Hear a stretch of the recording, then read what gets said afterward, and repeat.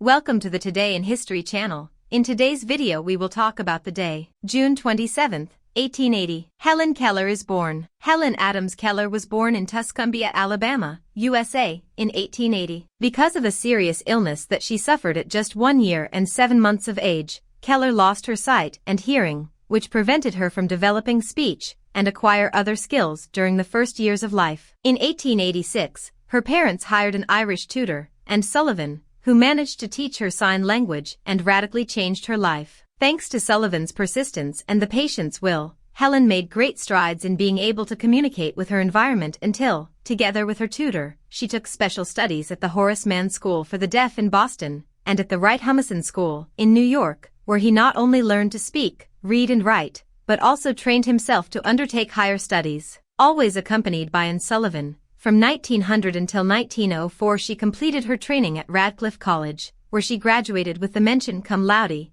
and began to take an interest in the social situation and inequality between people. An active militant of the Socialist Party, she fought for the rights of workers and people with disabilities. She has delivered numerous conferences and received several distinctions both in her country and on her various trips to Europe and Africa. His published work is basically autobiographical, as Keller found in writing a way to objectify and express his difficult experience. Her books soon became an example of tenacity and resistance in the face of adversity, especially physical illness. Among his publications stand out The Story of My Life, 1902, Optimism, 1903, The World I Live In, 1908, a book that earned him international fame, and in which he describes the contrast between the richness of his inner life and the diminished one-sensory life of which he was a victim. The Stone Wall Song, 1910, Out of Darkness, 1913, My Religion, 1927, Midstream,